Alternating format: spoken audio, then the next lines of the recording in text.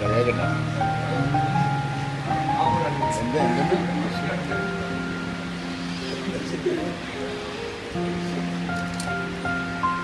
ശരിക്കും പറയും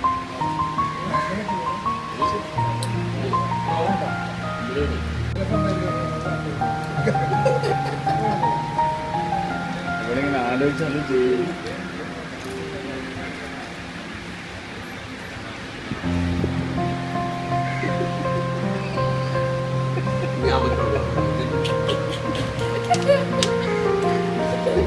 തകർന്നു പോകുന്ന, സഹിഷ്ണുതയില്ലാത്ത, പരസ്പരം സഹിക്കാനും ക്ഷമിക്കാനും കഴിയാത്ത ഒരു കാലഘട്ടത്തിലാണ് നമ്മൾ ജീവിക്കുന്നത്.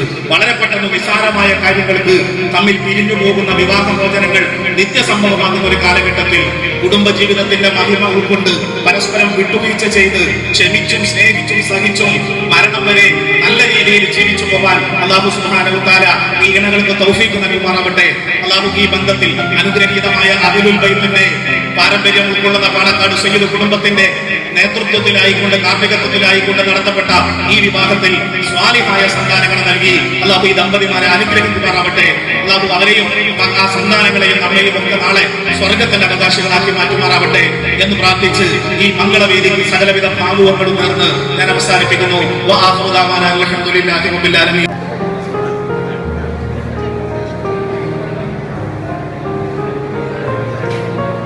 ഈ സ്വർണ്ണാഭരണങ്ങൾ മഹറിന് പകരമായി താങ്കൾക്ക് ഞാൻ വിവാഹം ചെയ്ത് ഇണയാക്കി നൽകി.